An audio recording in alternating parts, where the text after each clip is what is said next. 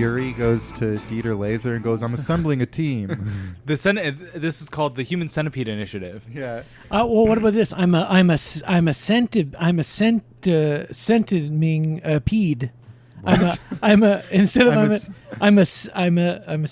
I'm a scenting pede. Yeah. Yeah. Welcome back. It's a Human Centipede. Drinking that shit. Anniversary of the show episode. It is the 7th anniversary of the show. Did I say 7th? Sorry, did I say 7th? Did one of us say 2nd? You said 2nd. I Ben said said 2nd. 7th. What year is this? Okay. Dale Cooper. It's the end of Twin Peaks: The Return. Yeah. We've got all. It hurts my voice to do that. I shouldn't do You that. can never be a shock jock. Oh yeah, check this out.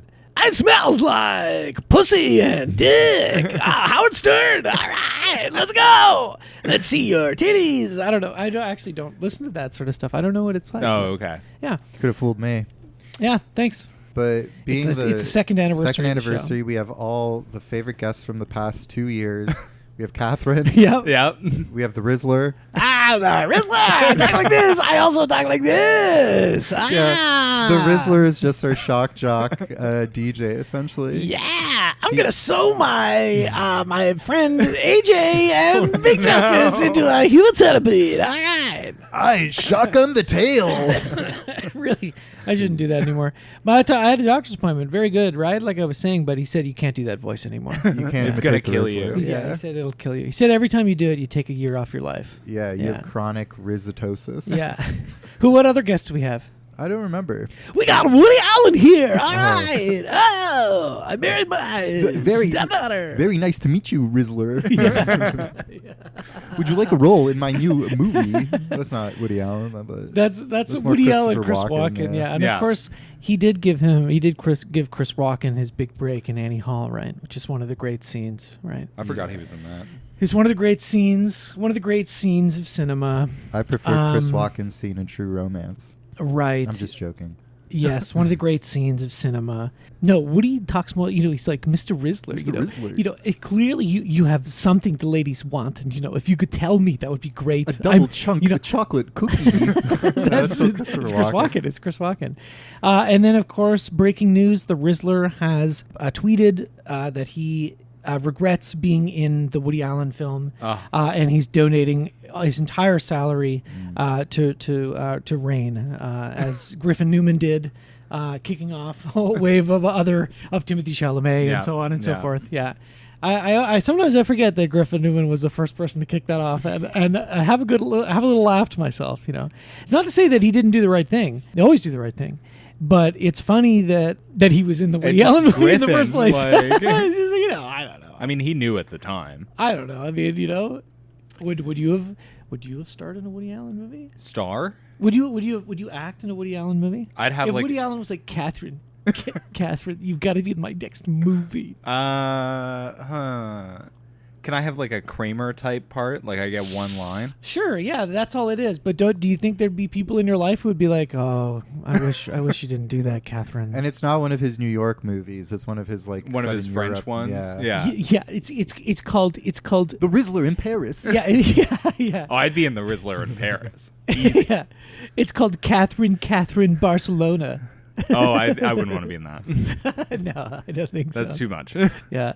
It's two Catherines in Barcelona. They go visit the Barcelona Woody Allen statue. I would go visit that. Well, of course. You were asking me, like, would I get a picture with Woody Allen if I ran into him in New York City? Did I ever ask you that? Yeah, you ask me that every day. Oh. And I said, I don't know, but I would get a picture with the statue. The statue can't hurt you. I was in Minneapolis last weekend and I saw the statue of Mary Tyler Moore. Oh, Ooh. great. And they have Unproblematic statue. Yeah, I'm assuming. Yeah, I don't know much about Mary Tyler Moore. But she's throwing her hat off, right? Like in the opening credits. And somehow they've managed to freeze the statue hat in space. It's really weird. There's no connection? It's just like hangs floating there. there. Yeah. That's crazy. They've broken gravity. For I wonder how they maritime did war that. statue. Must be magnets. Yeah. Some kind of magnetic magnetism. field, yeah. Some friends of the show, Maxim is visiting Joel in New York City, and they were sending all these pictures, like, New York State of Mind, only in New York, NYC baby, all this other stuff with the Empire State Building. We were talking about King Kong, and it's like, well, the 70s King Kong, climbed up the World Trade Center towers. Yep. And what would the modern day King Kong climb up? And we decided the vessel in Hudson Yards and the thing that they had to close down because people kept jumping off. And King Kong would climb up. It's not very high for King Kong, but he would still jump off and kill himself. The call of the vessel. 'Twas the vessel that killed the beast. Yeah. It was the vessel that killed 5 to 6 New Yorkers a year. Yeah. Anyway. Well, before we dive into the Human Centipede Part 3 episode, which is going to be filthy, gnarly, disgusting, we're going to talk about so much shit and piss and all that good stuff. We just want to say a respectful R.I.P. to Dame Maggie Smith. Dame Maggie Smith, gone too soon. Died unexpectedly, suddenly, at the age of 26. Why am I being glib about her death? I like Maggie Smith. Yeah, I actually haven't seen. I haven't seen a lot of her kind of classic movies. I haven't seen The Prom of Miss Jean Brodie. I suppose it's supposed to be really good, but she's good in Gosford Park. Gosford Park, agreed. And all the Harry Potters. She's good in Harry Potter. That's true. And I especially like that outside of Harry Potter, she was like, "What is this fucking shit I'm in? Yeah, I should be in the theater." Like all great actors. Yeah. Gone too soon. Stop saying that. She was just a kid. She was younger than I thought. How old was she? 89. I could have sworn she was like 95 or something. Oh. But no, rest in peace. And I'm sorry that you died when we were doing Human Centipede 3. Yeah. That you have to be mentioned in the same breath as Tom 6. Yeah, but don't worry. You also have to be mentioned in the same episode as the Pee Pee Poo Poo Man. Among others. Let's get into it. Let's get into it. Yeah, because the three of us saw a new release film, sort of new release sort of film, and the two of us, Katherine and Ben, saw two very much real movies and new release movies that are buzzy and hip. One of them is hip, and the other one is the most unhip movie, but is much better, I would say. Yeah. And that is The Substance and Megalopolis. Alex has not seen either of these movies, and he's going to see both of them. I'm seeing Megalopolis tomorrow, Substance sometime next week. Right. Keep your eyes peeled on Letterboxd. The Wizard. And keep your eyes peeled for Alex in real life at the theater. Yes. so that finally somebody can go up and say, "Mr. Alex." Though this is coming out so late into the future. Yeah, but maybe someone can looper my ass. Exactly. Yeah. I just rewatched that recently. Bad. Great flick. Yeah. Great picture. Probably the most early 2010s movie ever made. I could believe that. But hey, it's Joseph Gordon-Levitt. I'm talking like Bruce Springsteen over here. Bruce Springsteen. And Bruce Springsteen's like, hey, I'm talking like young Joseph Gordon-Levitt over here. They've extended my forehead. Yeah. Look at my nose. My fucking forehead. Look at this stupid. Anyway, good. Yeah, I don't know. Ryan Johnson, Genius. Yeah. One of the great directors. One of the great Star Wars directors. One of the great Star Wars directors. Yeah. Number one, provocateur. Irvin Kershner. Number two, JJ. George Lucas. Sorry. JJ is near the bottom. Richard Marquand is above JJ. Okay. What do you think about The Substance? Well, I know the answer, but tell the listeners. I'm going to preface all of these by being like, I liked all three of these movies, but I'm also of the opinion that anyone that doesn't like any of these movies, dislikes them for very valid reasons. Yeah. Like, I think a lot of the reasons that people dislike these movies are reasons that I like them. And can I tag on to that and say the reverse? Yeah. That I liked one of these movies. You can guess which one, maybe. And I didn't like the others, but I get why people like them. And I am not, even though I may say some things that I'm like, this movie's stupid or whatever. It does not mean you are stupid if you liked it. Like, I think we're, I know everybody knows that, but I just feel like it gets, things get so heated, and people are so, especially with Letterboxd and Twitter and all this other like social media stuff, everyone has to have a take, and everyone has to be involved in the discourse. And with the substance especially, seeing the discourse kind of explode online, and people are so vicious and so mean about it. It's like, on both sides. Yeah, it's so stupid. Like, just grow up. Anyway, just watch a movie. I will say though that I am stupid for liking the substance. No, I'm the one. No. I'm the one stupid person for liking the substance. Why? I don't know. I just see big gore, and like my brain goes. Bzzz. Yeah. Shiny. So I liked it. I thought it was very stupid, complimentary, and I think that a big reason why it's so discoursey is its positioning, where it's like it played at Cannes, and it has like kind of this Euro art house feel to it. Mm-hmm. But I do think that it reminds me more of like exploitation movies than anything else, where it is like, a very simple idea just brought to the most extreme. And that's why I liked it. I thought that the performances were good in it.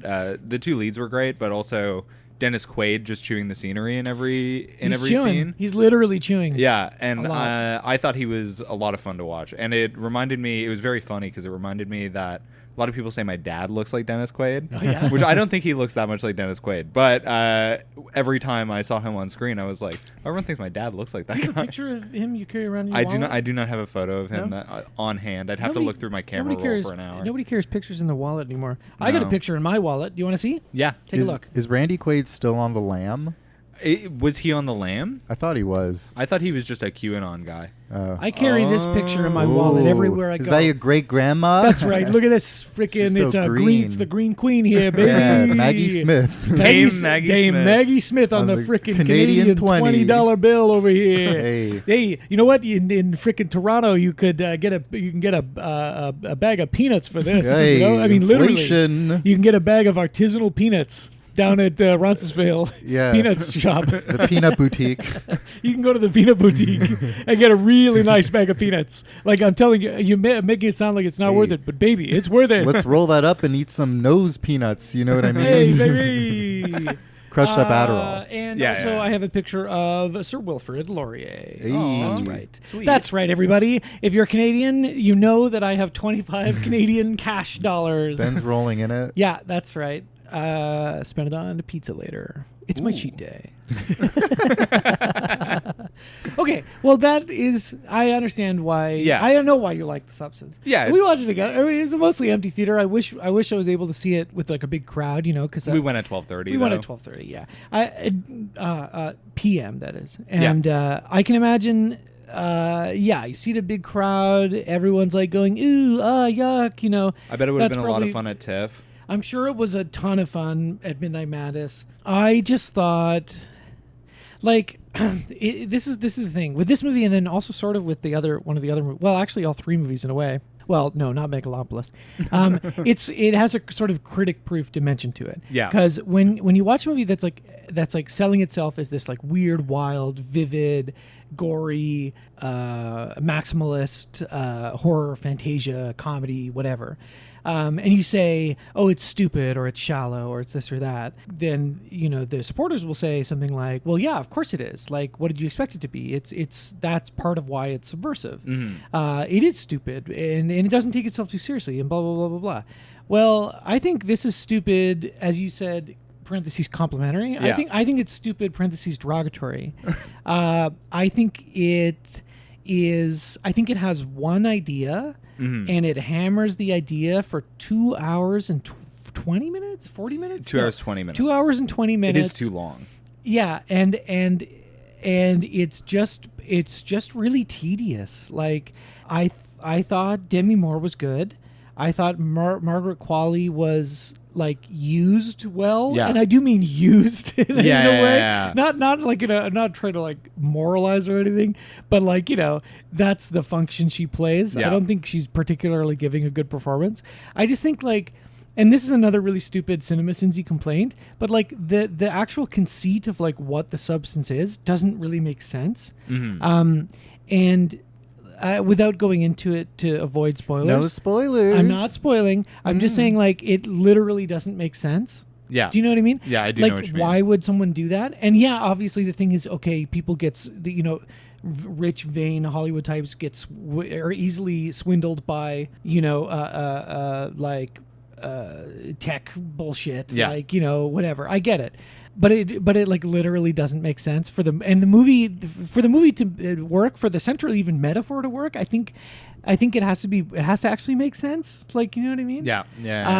And then I think the gore is good, and I loved that, and I thought it was funny. Like, those sequences are done well. Especially, I think that last climax scene. Yeah, there's some for sure. It's very Tetsuo the Iron Man. Yeah, there's some stuff like that. There's some goop, and there's some great makeup effects. And people are going on about this last 25 minutes of the movie, and it's like I would have liked to enjoy that, but I just don't think the movie is not surprising or weird, and I wasn't engaged with it at all. I think you were definitely burnt out by then. I was so burnt out. Yeah, but I just wanted it to be over, because by the time you get there, like within the first 10 minutes of the 2 hour and 20 minute movie, I'm like, okay, well, I know what happens now.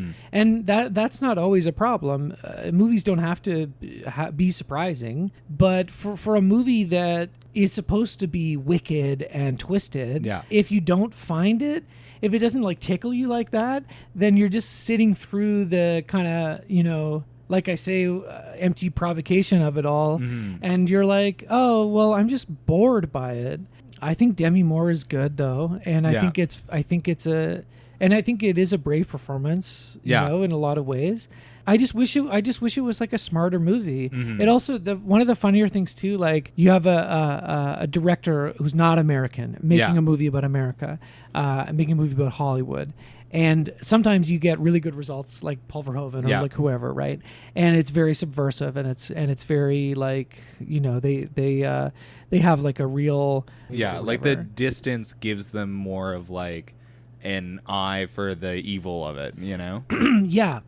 And I think in this case it's the exact opposite. Yeah. Where like there's so much, again, like I say, where the although the metaphor and the movie, the fun of the movie would have worked if the details were more accurate. Like if they had thought through kind of more what actually is happening, like with the substance. Yeah. Similarly, all of the details about Hollywood or about the entertainment industry, I know it's very broad and it's very like Megalopolis : a fable. I get it, but I think that the details matter in something like this. Yeah. And because it's so broad that it's like, okay, it's not a movie set. It's like a workout show. Yeah. Okay, it's not the Oscar ceremony. It's the New Year's show. Yeah. It's the this, it's the that, because it's so like thinly sketched out, and so there's a level of artifice on top of it that doesn't seem subversive. It just seems like lazily done, and because of that, it's just hard to get invested in it at all. I don't know. I did see some people online, and this was a criticism that I kind of agreed with, but when I was watching it didn't really bother me. But I very much understand this. Is people were saying that the movie feels stuck in an idea of Hollywood that doesn't exist anymore. Yeah. Like where it's stuck in like this idea of like 1990s style Hollywood of like working your way through these specific channels in order to become a star. Whereas now it's a lot different because of like TikTok and like social media fame. Right. Which maybe would have been a more cogent kind of thing to focus the movie on. At least it would have felt a little bit more current. Which was actually, that was my big problem with Gia Coppola's Mainstream. Yeah. That it's a movie about the internet, but like the way that they do it is like, it's like Network, and it's like, it doesn't work anymore. No. The things I'll watch to see Andrew Garfield. I know, me too. Yeah. I watched Tick Tick Boom. So did I. I suffered through it. I was like doing self-harm. I was like ripping out my hair. At least I think his new movie's probably going to be kind of good. I think it looks bad, but the one with Florence Pugh? Yeah, directed by the guy that made Brooklyn, though. Yeah, whatever. Brooklyn's not that great. Yeah, but it's okay. I think that movie's gonna be bad. But it's gonna be good. Like I'm gonna watch it. Yeah. But I just do not care. It's like how could I get cancer after we fell in love and had a family? Like I don't give a shit. I like the horse in the promo photo. I know. Yeah. Tag yourself. Yeah. That everyone was like, that's me. No, and then the one last thing I'll say is that for the much kind of lauded like feminist reading of the movie or whatever, right? I think is a huge failure, and like maybe the biggest failure of the whole thing, which is that if the movie is critical of like beauty standards, but it like very much engages in them. Yeah, I know that the point is that it engages in them while critiquing them. I don't think it works. But you know what I mean? I do know what you mean. I think the movie. I don't think this is necessarily what the director intended. Yeah. But I think the movie really I don't want to sound pretentious, but like the gaze of the camera. Like I know it's copying that male gaze, but it's very much like check out how hot this is compared to this. I also you know what I mean? Yeah, I also do think like another criticism that I saw that I agreed with was a lot of people were saying that the movie its target is wrong, where the target is on the people that are like affected by beauty standards rather than the people making the beauty standards. Well, I feel like the Dennis Quaid character really doesn't get much comeuppance. No. It's not really about how he's a disgusting perv. No, they're named Harvey, by the way. Yeah, the movie feels kind of cruel that it's like, oh, Demi Moore, you washed up old hag. Yeah. You wish you were hot and tight like Margaret Qualley, don't you? Well, guess what? Here's what you get for that, you old whore, It's just like mean. Yeah. And I know that it's not, I don't think that's what it's trying to do, but it just didn't feel very subversive to me. It actually felt kind of retrograde. I don't know. Talk about Megalopolis now. All right, okay. Sorry. Yeah. Megalopolis, what can you say? It's a masterpiece. Let's go. I loved Megalopolis. It's sitting at number 1 of the year for me.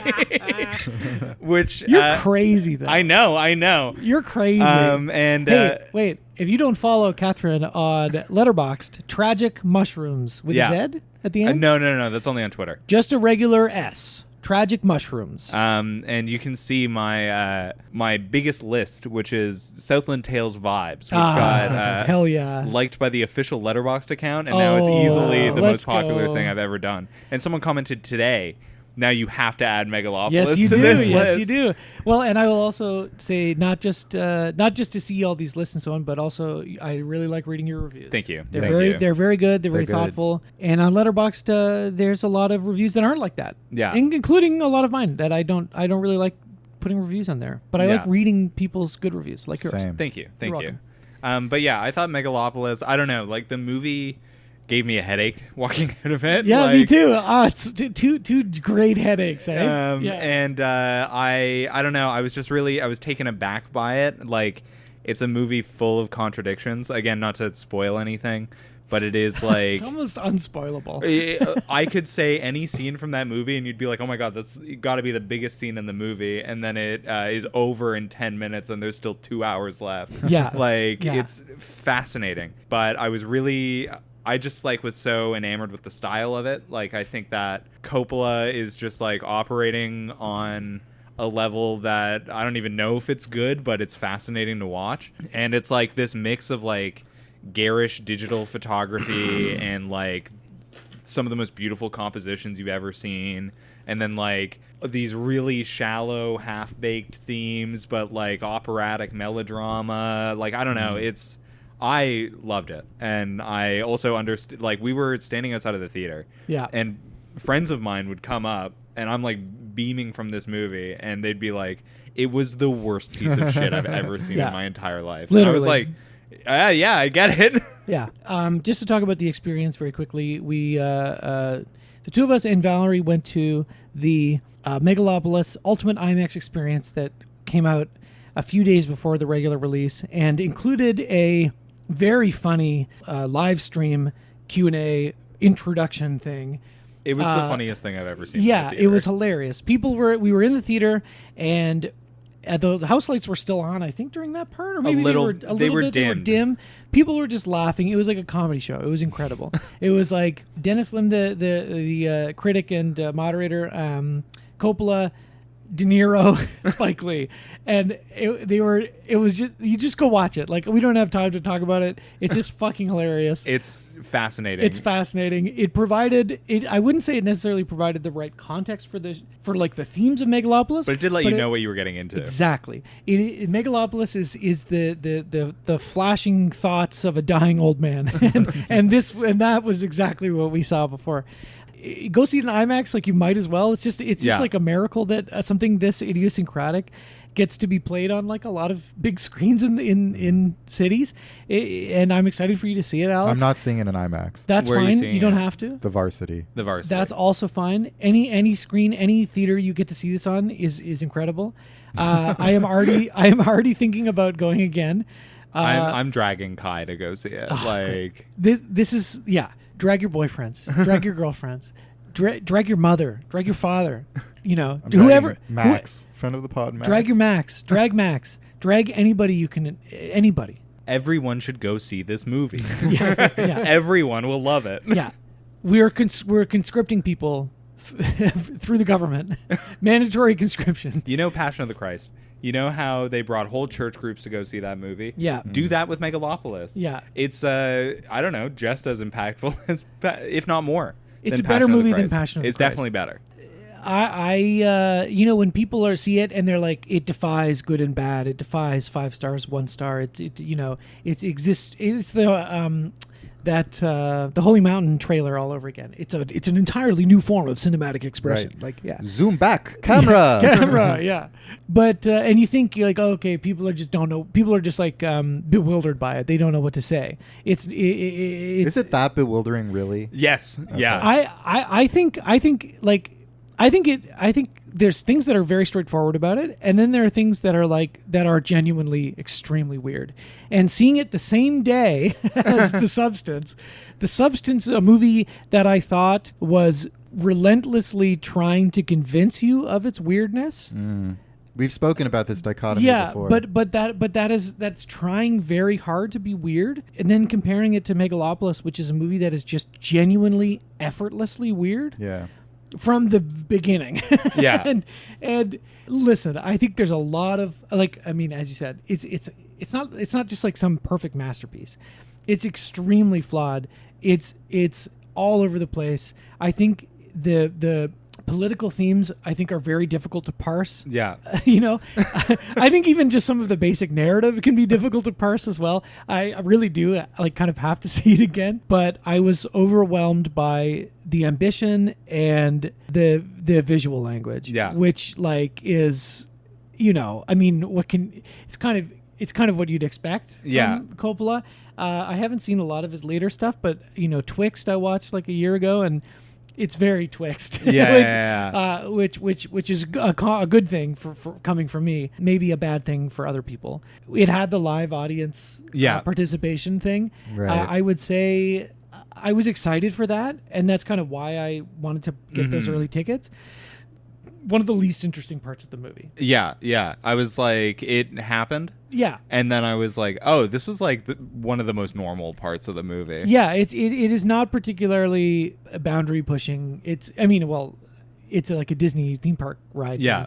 Not just that. In the context of the film, it really is not one of the crazier things that happens. You're lucky I knew about this beforehand, or else I would have. Well, I don't think it's going to happen at the Varsity. Assaulted you with this whipping cream. You're not gonna get it at the Varsity. But if I didn't know to even expect it. You're right. I do know, and this will be too late because I know the Fox will not be showing it by now. But the Fox is doing it. Oh, great! With an employee? Yeah, I think so. That's awesome. That's fun. Yeah. So I might try to go see it there. Yeah, well, let me because know. I also think that the audience participation part, and I don't want to go on too long. We got more stuff to talk about. Yeah. But the audience participation part, because we were sitting at the back, I don't think we got the full experience of it either. Yeah, maybe not. Because I couldn't even see him. It happened, and then it was over, and I couldn't even see him. The house lights come on. The house lights come on. It kind of breaks the illusion a little bit. Adam Driver gets small. Instead of yeah, it's weird. The screen's very... Yeah, anyway. good, bad, dumb, smart, stupid.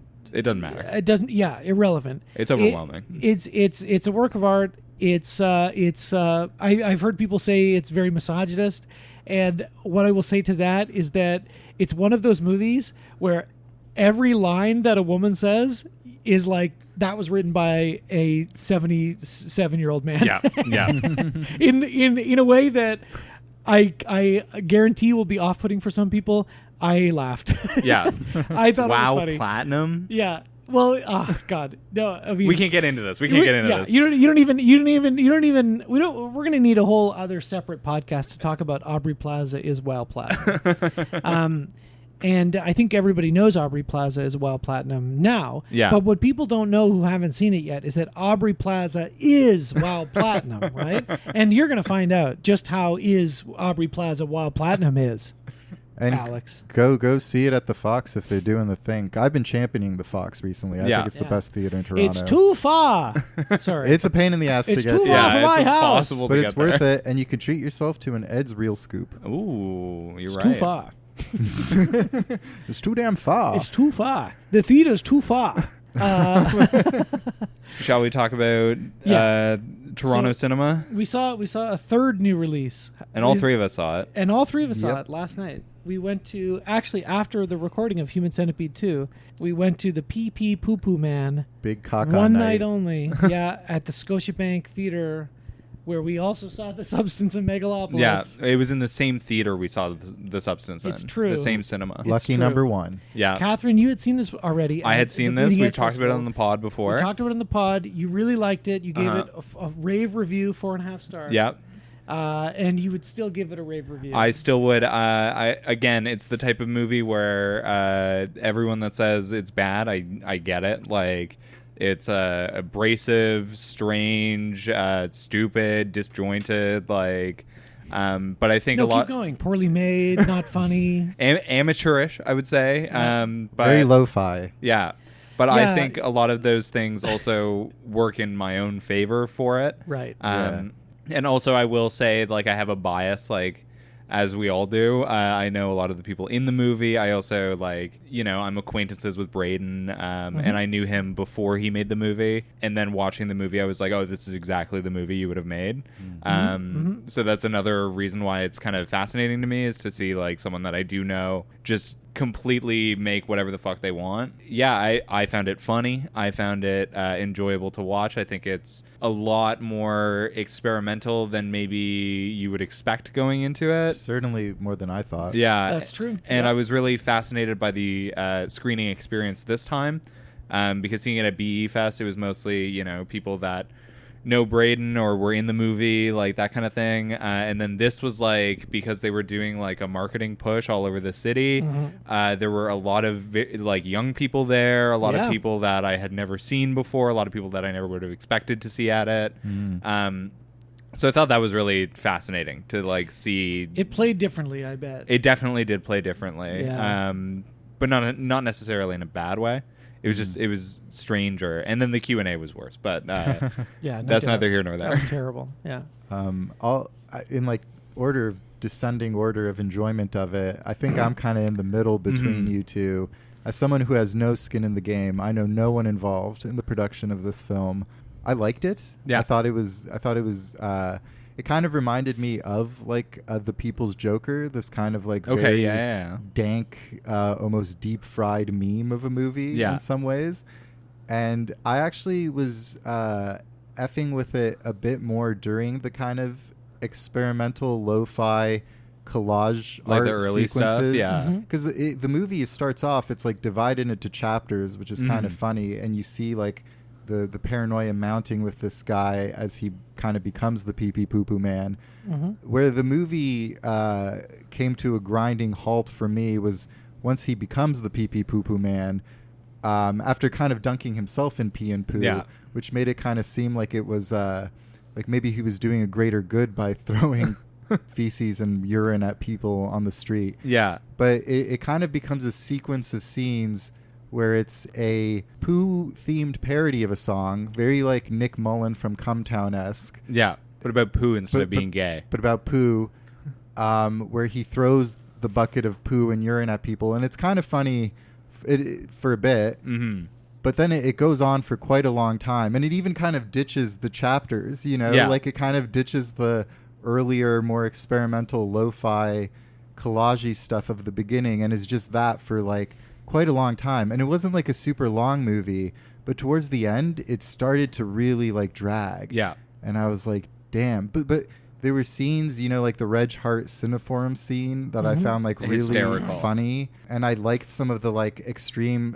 I'm just a sucker for like audio visual like static and like warped music and stuff like that. So I like that stuff. But on the whole, as like a movie to enjoy, I don't know. I think it's cool if like Toronto has its own like little local midnight movie kind of thing. I think that's great, and I found it an inspiring film. It was like the kind of movie that's like, we could make something, guys. We can make a franchisee's feature film about Ben flinging shit and piss at people. But yeah, so I'm kind of lukewarm on it. Yeah, well, so if you remember the last episode we talked about it, which was the 300? The 300 episode. So it was a while ago, and even longer ago after when this comes out. But I was skeptical about it for a number of reasons, and I was right. And I didn't want to be right. I wanted to enjoy it, and I wasn't planning on going. I just happened to get scheduled this day off, and I was like, oh shit, that's awesome. I'm going to go. I'll check it out, and like, I trust your opinion. There are other people's opinions who I trust and who said it was good, and people worked on it who I know, and I see why people like it, but I also think people are kind of deluding themselves a little bit. Like, not you specifically. Yeah. Just like looking at like the Letterboxd reviews and like the chatter around it, like this new Toronto classic vibe. It's like, I just feel like we're really starved for like some subversive Toronto content. Sure. Because this movie is bad. It's like poorly made, and it's not funny like most of the time. It's not nearly funny enough to sustain a feature-length movie. It falls apart really hard. Like the beginning, I think, was pretty funny and solid, and the Reg Hart stuff and the setup and whatever. And the aesthetic, I like that kind of lo-fi aesthetic. I did too. At first, I was like, "Oh, this is gonna all the whole movie's like out of focus or whatever." Like but zoomed in, grainy. But it's used not what really I was well. expecting. No, not what I was expecting either. It was done well. But as soon as it transitions into the pee pee poo poo man stuff, it's like, oh no, like this is just embarrassing. Like the poo doesn't even okay. This is like the complaining about the substance. The poo should look more like poo. Yeah. It looks like chocolate ice cream, and that's what it is. And someone in the Q&A was like, what was that? And it was like, what do you mean? It's clearly a tub of like chocolate ice cream. Huge mistake. The lead guy, his performance at the beginning, I think is pretty strong, but like the rest of it, it's like he's, it's not. He becomes kind of a non-character. Yeah, exactly. And I like the idea of like a Toronto tapestry, like Slacker, like Altman stuff, where it's like all these different conversations and so on. The thing is, though, that they never connected or went or came back in any interesting way. Some of them didn't, no. Yeah, they don't all have to, of course. It can just be from one thing to the next. But they were so boring, most of them, too, I think. Like, the conversations like were not interesting or particularly Toronto, like, centric. Yeah. Like... And it doesn't have to be... I'm not talking about, it has to be so Toronto, this or that. But the way people are talking about it as if it's this movie that's so Toronto, I just want to tell them like, yeah, it is like Toronto, because Toronto sucks. Like, it's like Toronto in a bad way. You know what I mean? I know what you mean, and I just want to say, because I was thinking about what you were just talking about, like the kind of vignettes of people in and around, and some of them encounter the pee pee poo poo man, some of them do not. Yeah. It reminded me, oddly enough, of an episode of Satoshi Kon's magnum opus Paranoia Agent. Right. The anime where it's about like these people dealing with a string of assaults carried out by like a possibly supernatural being known as Shonen Bat, a little boy on rollerblades who hits people with a baseball bat. And there's one episode where it's all like kind of people talking about this thing that's been going around Tokyo. And it's like, up until then, like all the episodes have kind of been about like an assault, and they're all kind of connected. It's an amazing show. Highly recommend it. Yeah. But I was thinking about that, and I was just like, oh yeah, like that episode was so good. And I do wish the disparate conversations that like you see in Pee Pee Poo Poo Man were a bit more connected or formally just linked back to something or other. You know what I mean? There was a scene where it was like two women kind of having like a passive aggressive argument in a park, which was kind of interesting. And I think that scene could have been really good in a different movie. Yeah. And it ends with one of them being like, I hope the Pee Pee Poo Poo Man gets you, or something like that. Yeah. And I was like, that's kind of fun because it's showing how he's seeping into the public consciousness. Yeah. But it wasn't very effective, and I did find a lot of what they were saying kind of boring too. Like they're kind of just arguing about like shrooms or something. Like, yeah, I don't know. I get what the appeal was, and I get that it's fun to see a movie with your friends. I thought the songs were really good. Yes, yeah. And I did like seeing people I know on the screen. I really wanted to find it funny, but I just think it's not even gross. Mm-hmm. Like it should be gross and it should be funny, and it's not. It's just like, and this is exactly what I was talking about, this like trap where it's like how can you talk about this movie? It's a critic proof, right? Because how can you talk about this movie and be like, oh, I think it's like poorly made. Well, it's like, yeah, well, of course it's poorly made. Like it's supposed to be. It's you idiot. It's supposed to be stupid. It's a Pee Pee Poo Poo Man movie, or like, oh, is this is like not like a interesting movie. This has nothing to say about what it's like to live in Toronto. Oh, well, like whatever, it's not supposed to. It's supposed to be like this or that. So do you know what I'm talking about? I know what you're talking about. But then it's like, what is it? Well, what is it? That's exactly what I mean. Like if it's not going to be about Toronto, and it's not going to be about the actual Pee Pee Poo Poo Man, which is way more interesting than what this movie is about. What's it about? Well, it's not really about anything. Like at the beginning when it's like, oh, it's going to be this like CIA mind control thing. It's like, okay, well, that's something, I guess. Yeah. But that's kind of discarded. Like it just feels stupid to be like, this movie doesn't have a thought in its head. Because of course it doesn't. It's a Pee Pee Poo Poo Man. But it should have something. There's got to be something. Yeah. And I just like I get why you like it. Yeah. But I also don't get it. I do get it. I get why people like it. I like on one level, but on another level, I'm like, am I so out of touch, or is it the children that are wrong? No. Or no, it's the children. Yeah. Like, you know what I mean? I don't know. It just makes me feel like an idiot. Yeah. But I was sitting there and I was like, okay, like I laughed. Reg Hart thing was funny. The songs were funny. Like it's funny seeing your friends get the poo on them, I guess. It's not, but it's not. But it's actually not. I'm sorry. I'm just being an asshole. That's okay. I'm trying being not brave. Well, here's the thing. I'm trying not to be an asshole because I don't want to shit all over the poo movie. Pun intended. Yes. I like the poo movie idea conceptually. Yeah. I just think this movie is poorly made. When the director was like, oh, I've been making it for 2 or 3 years, I was like, oh, fuck. Like that makes sense. Because clearly the beginning, there's an idea. And then it peters out until the movie's over. Felt like a lot of filler. A lot of those. Well, like I get it. Like, and I'm making assumptions, but if my assumption is correct that they filmed more or less chronologically, maybe not entirely chronologically, but that beginning, there's something happening. There's something going on. There's like a style, and there's like a thrust. I don't know, not a narrative thing necessarily, but there's something going on, and then it just stops, and then the rest of the movie is just nothing. Yeah. I don't know, but but like, fuck, I'm gonna have to. We're never releasing this episode because I don't. If you're listening and you worked on the movie, first off, thank you for listening.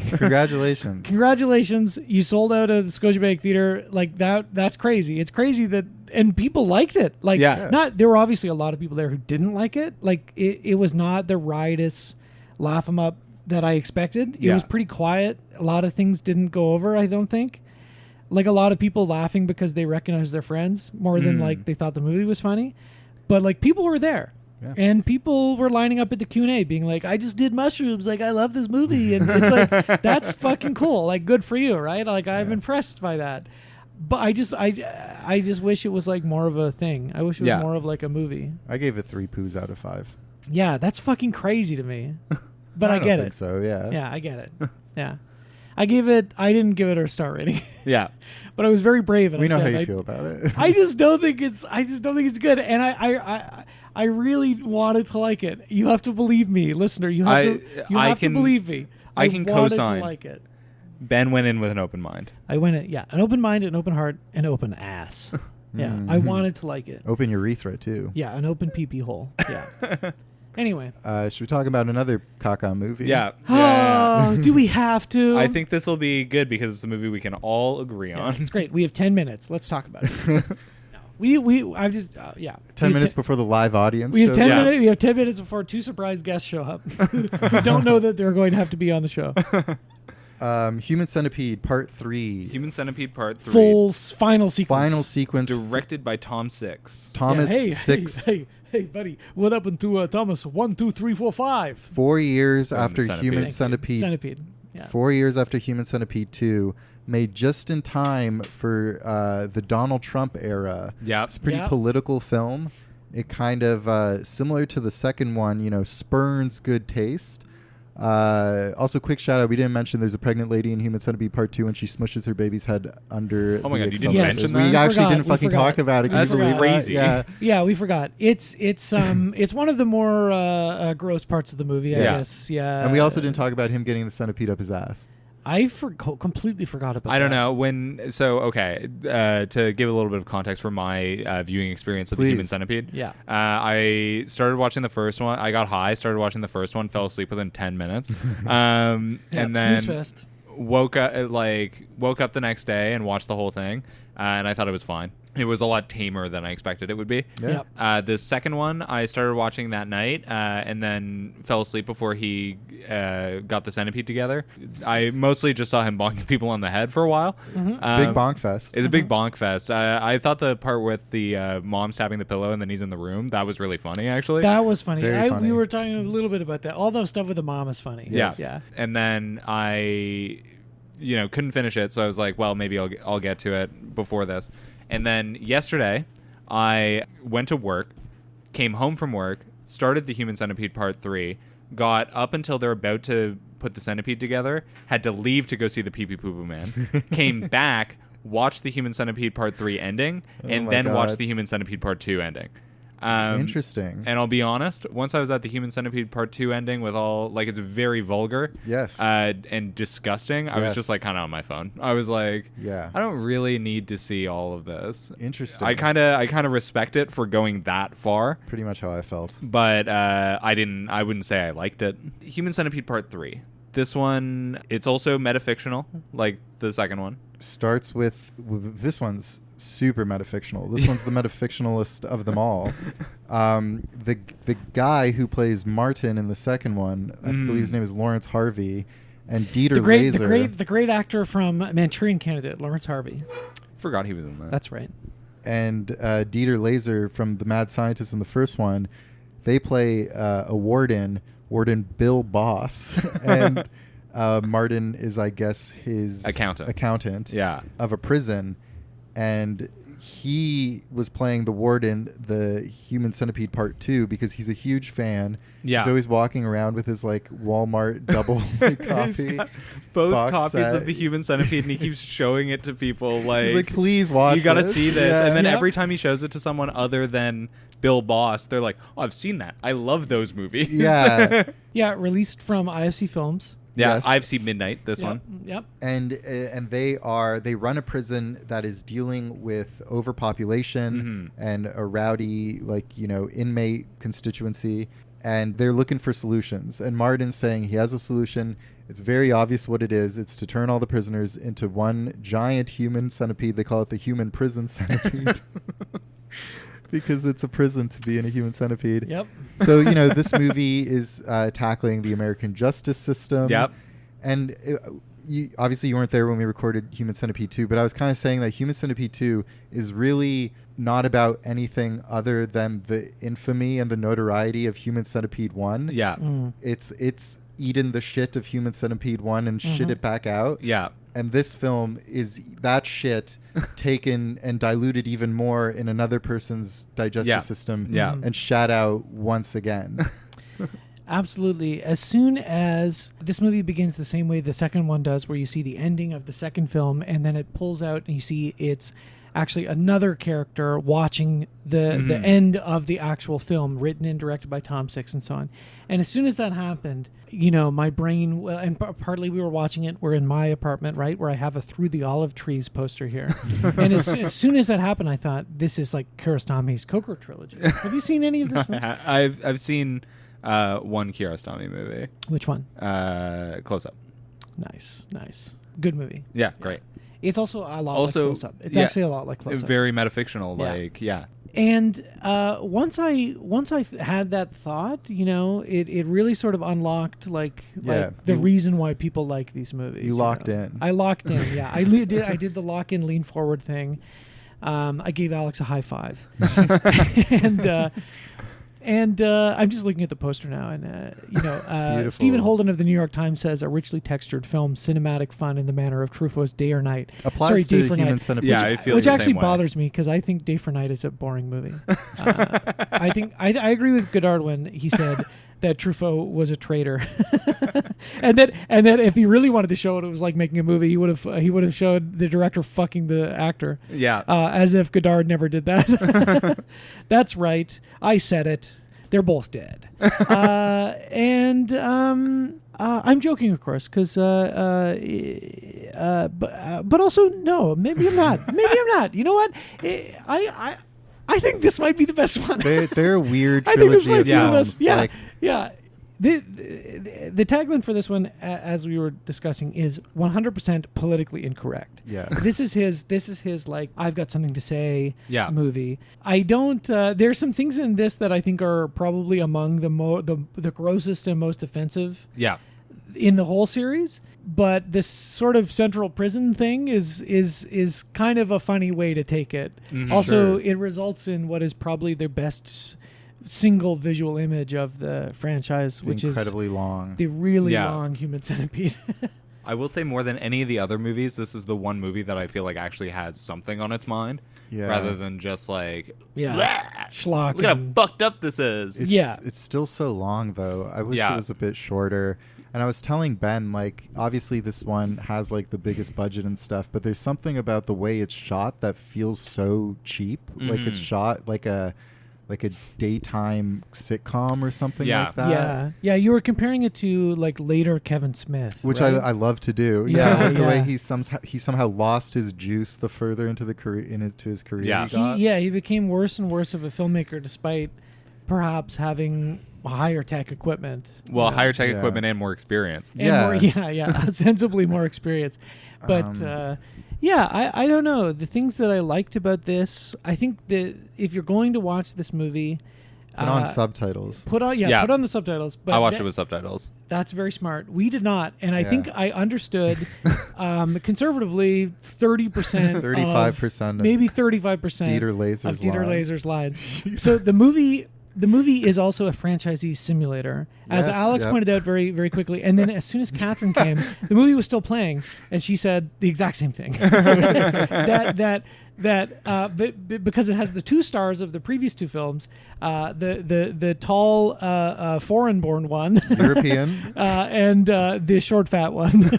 No, I'm not short. I'm a regular normal height for a guy. But in comparison to Alex, yeah, we're all cowering. I am freakishly tall. We're all cowering beneath your might. I'm Alien Romulus. You're Alien Romulus, yeah. So the guy who plays Martin in the first movie, and you were totally right, because last night I said, I really don't want to see this guy again. And you're like, don't worry, he has a different look. He has a mustache, and he's easier to look at. And I was like, well, how could that be true? He looks great. Yeah. The mustache really pulls it all together. And he's a Southern belle. Yeah, and he's talking like this. He's like, I do declare. He's like, I have the solution to all our problems.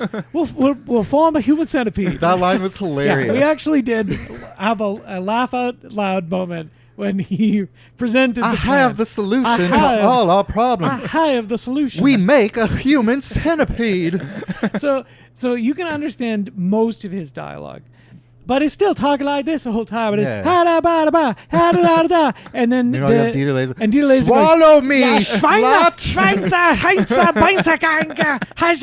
You know when Norm Macdonald does the Hitler impression, he goes schwadly badly doodly gosh. It was like that. Kind of, yeah. Especially that part where he's like talking about how he's going to castrate everyone, and he's like, literally on top doing a speech, and it's like, I think Tom Six knows what he's doing and trying to make it seem like Triumph of the Will. Yeah. People call him a Nazi many times in the film. Yeah. But I thought more so than in the first one, he was really giving it his all in this one. And he's screaming. It's committed. He's giving so much. Like, when I say committed, I mean somebody should commit him to the Yeah. But I thought I actually thought he was really fun to watch most of the time. We were having a hoot. And a holler. And I gotta say, like, I am blessed out of all three of us that I got to watch all three of these movies with someone else at least. Yes, we watched the first one together. We watched the first one together. We watched the second one with Sam and Sean. You did. And I watched this one with you. And I do see, these movies. They fulfill. I'll be right back. They fulfill a function in the world mm-hmm. where I think like teens having a sleepover. Yes. Like could put these movies on and probably have like a laugh. Probably have some oohs and some like wow and like depending on their tolerance for stuff, like find it funny too. Yeah. Like these movies feel like the subversive movies teens hear about and then like sneak into like a sleepover, maybe in between rounds of Spin the Bottom. I didn't go Halo to many 3. Take me back, Catherine. Well, I mean, when I was in middle school, I had a friend, and his whole thing was he watched horror movies. Yeah. And I was too scared, which is now very funny because I love fucked up horror movies. Yeah. But I remember he saw these movies and was just explaining the plots of them to me. Yeah. And that's like, especially those first two. That is what they are made for, is to have a middle schooler explain the plot to another middle schooler. Yes. And then that middle schooler has nightmares when they go home. Yeah, and then it's like, then you show them at a sleepover. Hey, Yuki, I'm so sorry about this. I brought a special guest, Yuki, Dr. Yuki. Can I say your full name? Sure. Dr. Yuki here on the show for the first time. Dr. Yuki, tell us what you think about the Human Centipede Part 3. Yeah, but before you do, I just want to say, everybody point your mics towards you. I just want to say, I've asked you to come on the show many times since the inception of the show, and the only way to get you on is to trick you, is to M. Night Shyamalan trap you onto the show. You're Josh Hartnett. Let me clear you a space. I can clear my own space. You're used to this. Would you like a pumpkin Yuki tart is and used to whipped moving cream? things around. Okay, no worries. Feel free to have one. It's our 2-year anniversary. Aw, happy anniversary. Yeah, thank you. Yeah, I know. 500 more years. What did you think about Human Centipede 3, full final sequence? Well, I have not seen it, but I assume there's ass eating, and I like that. So great. I'm pro ass eating. Yeah, and who amongst us isn't? And from a sociology of deviance perspective, what do you think? Also, this movie is about mass incarceration, so there's some sociological topics you could talk about. You're the only person here who has a PhD. That's true. You don't have a PhD. No, I don't. I'm almost done a master's. I have a PhD in the Kanye sense of the term. I've always had a PhD, a pretty huge dick. Nice, that's right. College dropout era. Don't forget how tall Alex is. And Catherine almost is a master. I almost have a master, yeah. I have a Bachelor of Honor. No, actually, no honors. No. That's okay. I didn't have honors either. Yeah, but I have a PhD in. I have an honorary doctorate from that Jordan Peterson University they made up a few years ago. Yeah, because I was his mailman. He gave one to me. He left it in the mailbox as a tip. Yeah. But anyway, what do you think about sociology? You have a PhD in it, right? I do, yes. Yeah. And what about what is the solution to mass incarceration in the United States? Is it a human centipede? Is the solution? That's what the movie's about. Is the solution to human centipede all the prisoners to save money for the state? I'm more of a Paddington 2 kind of approach to mass incarceration myself. Right. You turn them all into bears? I haven't seen the movie. Wait, what? Don't they just break out of prison? Yeah, with the help of kindness. Yeah, you're right. Yeah. Wait, but how does that solve? Let's be serious here. How do we solve mass incarceration? I guess I don't know. All the prisoners get PhDs in sociology. All right. That's actually a really good answer. Really good answer. Shit. He's trying to trap you again. I still think that, what was his name? Derek. What was the guy's name in the movie? Derek? Oh, Dieter Laser? No, not Dieter Laser. His character is Bill Boss. No, not Bill Boss. The other guy. The accountant. The accountant. Completely forgot his name. I don't remember his name either. Anyway, he had the right idea. Yeah. Yeah. So where did we leave off? We were talking about how this movie would be perfect for teens to watch like at a sleepover and stuff. And it's kind of like one of those movies that like growing up there's a gore hound in your class who like puts you on to something upsetting and then you get nightmares and then you tell your mom and she hates that kid. You're still a sick puppy and you're going to graduate to gorehound. Yeah, right? As we've talked about. Yeah. It's like a Pokemon. Yeah. What else happens in the movie? Oh, okay. Brie Olson is in it. Yes. Who's the secretary? Brie Olson, famous pornographic actor in pornography films. Yes. Yeah. And as Alex was right to point out, being in Human Centipede 3, by far the most degrading thing in her career. Yeah. The things they do to her in this movie are horrible. It actually, like, we I'm sure have all viewed porn, maybe some of us more than others. I'm not pointing any fingers at myself. But, and we know that there's some issues with mainstream pornography, sure. that it is kind of, like I was saying about the substance retrograde in certain areas. But there's still like a level of respect for like the people involved, like at that level, that is not shown to Brie Olson in this movie. No, yeah, it's pretty gross. There's something grosser about this movie than just being in an unsimulated hardcore pornographic sex scene. You know, like and I'm not as familiar with Brie Olson's filmography.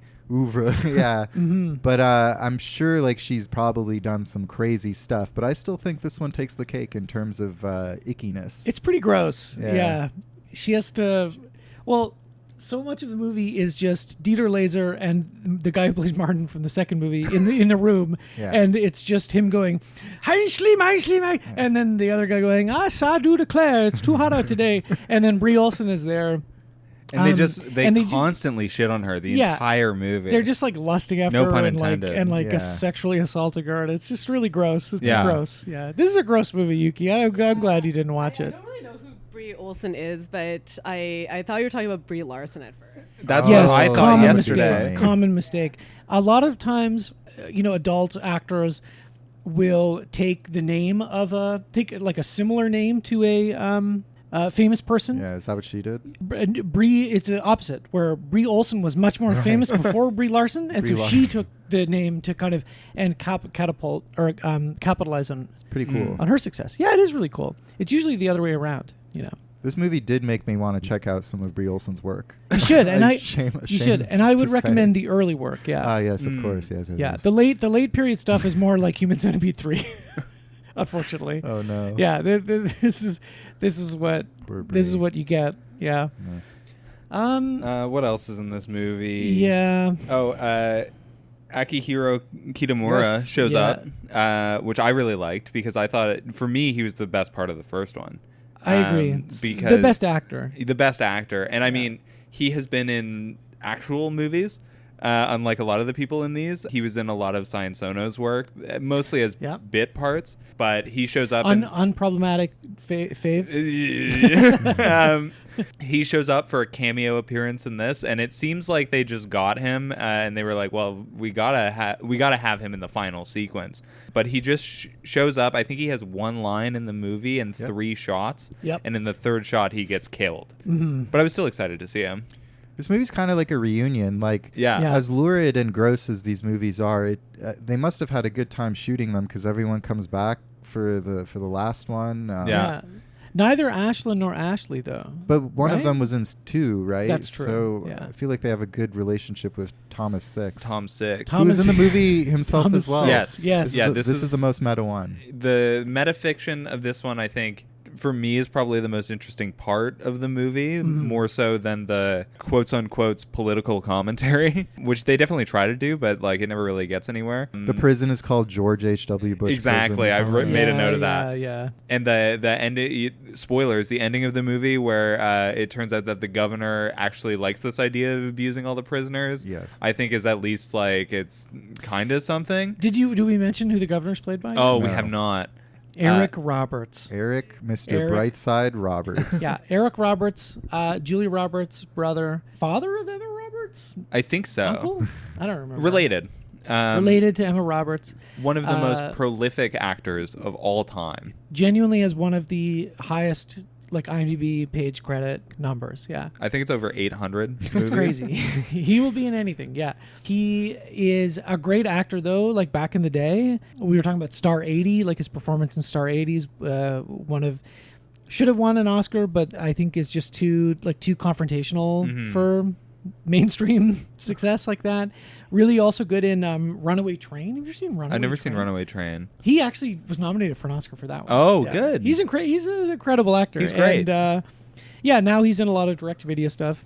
And this, for example, it was funny to see him show up for what is clearly one day on set. Probably 12 hours most. Yeah. One thing I noticed here, I just wanted to double-check these dates. So this film was released on May 22nd, 2015, and Abbas Kiarostami died on July 4th, 2016. Suspicious. So he could have seen it. He could have seen it. We were talking about him earlier, sorry, because of the metatextual. Yeah, it's a trilogy like the Coker trilogy, and honestly, it's who's to say which one is better, right? I think we can all say which one is better, and I haven't even seen the Kiarostami trilogy. You're right. The Human Centipede is better. Human Centipede is better. Yeah. Well, But yeah, Eric Roberts, I loved seeing him. He's got he looks good in this movie. He does look hot. Yeah, he's got a really luscious head of hair. Yeah, he's got long hair, always dressed in a suit. A suit that's a bit too big for him, though. But it's kind of funny. He pulls it off. Yeah, well, yeah. Mm-hmm. Anyway, I thought he was great, especially when he shows up at the end and he's disgusted, but only slightly, at the Human Centipede. Yeah. He's like, what are you guys doing? Yeah, when they come, they take him out to the prison yard and they show him that it's got to be over 100 prisoners are stitched together ass to mouth, crawling on the ground. And they're like, look at what I have done. I've made the Human Centipede. And Eric Roberts goes, oh, man. Why'd you do this? He's like, oh, why would you do this? Yeah. Instead of being like, oh, my God. Anyway, he drives off. He comes back and he's like, you know what? I've done some thinking. This is actually going to revolutionize the prison industrial complex. Yeah. And maybe he's right. I agree with you, Yuki, that education, prison reform, shifting away from punitive justice system into restorative justice is the way to go. But have you considered Human Centipede? Because it is they allow one prisoner to get out of the Human Centipede and he's completely reformed. Which is a very funny scene because he has the stitch marks. He's got the stitches on his mouth. Did he have in the Centipede? He was somewhere in the middle. Yeah, he was just we're because not really there's so sure, many people are just in the middle. Brie Olson gets accidentally sewed into it. No, it's not. I wouldn't say accidentally. You don't think it was an accident? I don't think so. Yeah. The thing, the indignities transgressed upon Brie Olson. Yeah. In this movie, more than any actual ass eating or fucking. She may have done. It's just sick. And they take all the death row inmates and the life inmates and they make them into a human caterpillar, which is the same thing. They cut off their arms and legs. Yeah. They just roll. Yeah. So they also kind of look like one long poo. Yeah. Yeah. Yeah. Can you hear the laughter? Yeah. I feel like if you're cutting off a leg, where do you end it? Do you take some of the cheek as well? No, I think it was kind of at the crotch, sort of seemed to be. There's also a very graphic castration scene. Yes. This keeps up the number 2's sense of graphicness. Although way less so, I think. Maybe it's just that it extends for the entire last half hour of the movie, and this one's a little more spread out. It's kind of throughout it. It's sprinkled throughout. But this one's more explicitly a comedy than any of the other ones. Yeah. But I was saying when we started watching it, it kind of had the vibe of when The Room came out and everyone thought it was the funniest movie ever, and then Tommy Wiseau tried to make funny stuff, and it just had a weird vibe to it. It kind of felt like that, where it was a guy who was maybe funny unintentionally now trying to be funny and just coming across as just kind of weird. The movie that, and I said this to Ben, but the movie that I think is most similar to this movie out of any movie ever made is Uwe Boll's adaptation of the Postal video game. Yes. I got to see that. It's fascinating. Dave Foley is in it. Dave Foley, awesome. and Dave Foley, full frontal. Yeah. No full way. Frontal in the For movie. an Uwe Boll film. Also a European guy making a movie about America. Yeah. Also a movie that is intentionally trying to be politically incorrect, and also a movie that is more fascinating than it is funny, even though it's intentionally trying to be a comedy. But it's just like the DNA that is shared between those two movies is like so strong that I think that Tom Six and Uwe Boll should maybe like collab on something in the future. Although Uwe, I think, isn't doing that anymore. He's doing like World War II movies now for some reason. I don't know. I don't think they should get together. The world's not ready. Exactly. I'm gonna take a stand and say neither of them should make movies Keep anymore. them apart. Yeah. In the interest of time, sure. Because we're going to go see a good movie for a change, A Woman Under the Influence, which you've never seen, right? No. And I have, but only once, a long time ago, and I want to see it again. Let's wrap it up and rank it, and also talk about what we're doing next. Yes. How many? The obvious one to go for is Inmates out of 500. Inmates out of 500. But I'm going to go for, and I'm very sorry for this, Yuki. There is a jar of throughout the movie. They reference this jar. It's he gets it shipped from Africa, and he eats them throughout the movie of dried clitorises. So it's by far the most tasteless joke in the film. Yeah. So it's also really gross. Yeah. Because people keep eating them. Like it comes up about a dozen times in the movie. It's weird. It's weird how often it comes up. Yeah. Like it seems like a one-off bit, and then they just keep going back to it until the movie's over. Yeah. So how many dried clitorises out of 100? Out of 100. Do you remember when Quentin Tarantino was being interviewed and somebody was asking him about like the violence in his movies or something, and he's like, I reject your question. Yeah. Like I reject your notion. Like I'm not even going to answer that. That's what I'm going to say. So, You're not even going to rate it? No. I don't know. What do you give? 1 out of 2, 1.5 out of 5. Okay, sure. 2 out of 5. I don't know. Who cares? No, nothing. It's not. I don't like any of these movies. This is the best one, by the way. I give it. We haven't done the ranking yet, so we need to wait. Sorry. I give it 20 out of 100. Oh, out of 100. Oh, yeah. Okay, still 1. Yeah, that's fine. Sorry, you're right. Go ahead. Okay. I wanted to say I watched all these movies. Thank you. I wasn't even on the other episodes. I know. You really didn't have to. I did have to. I know. I'm nothing if not thorough for this show. Yeah. But I thought that this one, I thought that it was the one that tried the hardest out of any of them. Certainly. And I did actually like the metafictional elements. I know we didn't go too far into it, but I find it really funny that the accountant is always bringing the DVDs around. It is very funny. I like that when he talks to the doctor and is like, you have to see these movies. The doctor's like, I've already seen them. They're great. And I like that Tom Six was in the movie. I thought that was funny. But otherwise, I don't think it's great. I'd give it a charitable 50. Yeah, wow. Because at the very least, it sure is something, you know? One metafictional element we didn't talk about is there's a scene where the warden is showing the prisoners the Human Centipede movies to be like, this is what I'm going to do to you.